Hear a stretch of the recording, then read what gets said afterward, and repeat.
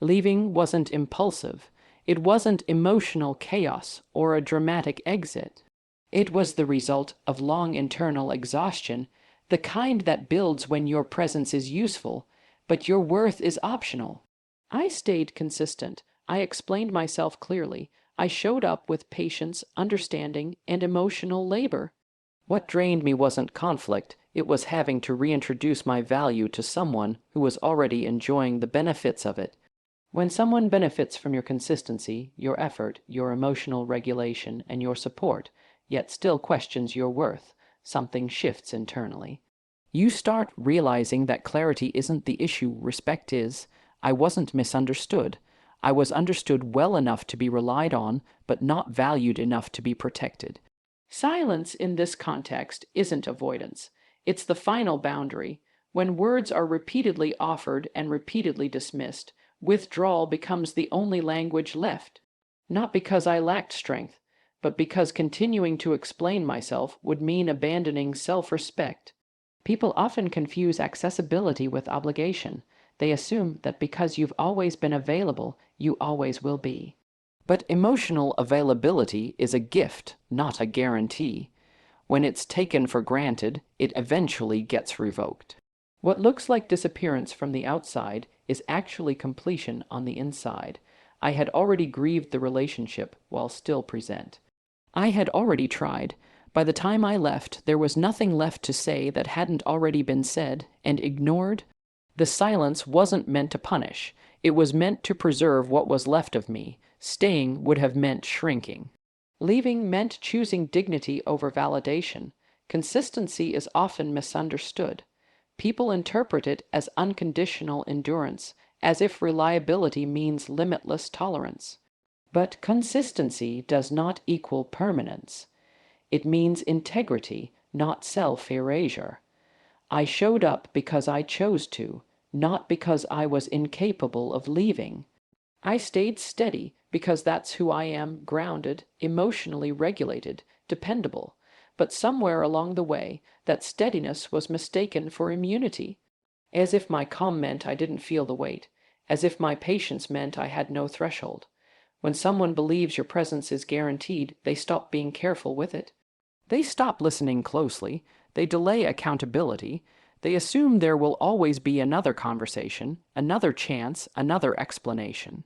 And that assumption slowly corrodes respect. Being emotionally available does not mean being endlessly accessible.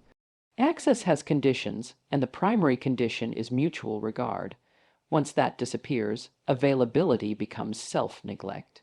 The moment access ends, reality sets in, not because of drama, but because absence reveals what presence was quietly holding together.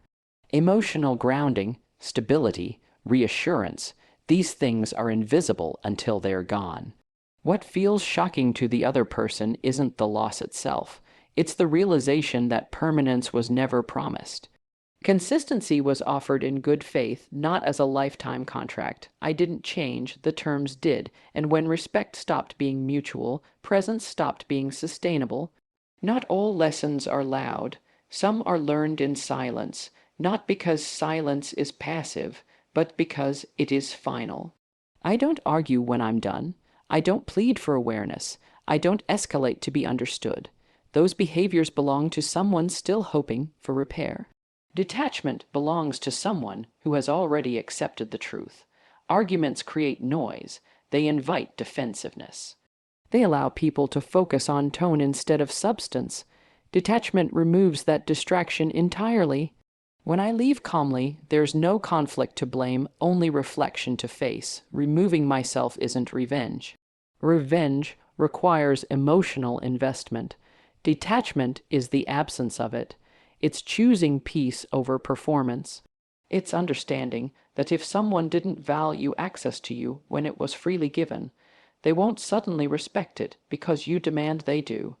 Boundaries don't need speeches. They need enforcement. When I exit quietly, I take my emotional labor with me.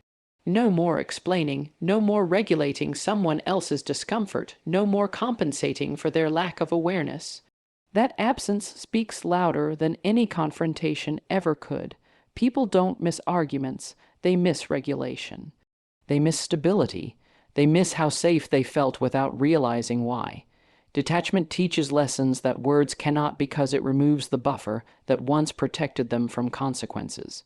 Absence hurts, but unavailability reshapes reality. What truly unsettles people isn't that I'm gone, it's that I'm at peace without them. Calm where they expected collapse, grounded where they expected chaos, unavailable where they assumed access would always exist. When someone leaves emotionally shattered, it allows the other person to minimize the loss.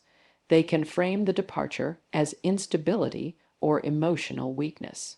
But when someone leaves regulated, self-contained, and dignified, there's nowhere to place the blame.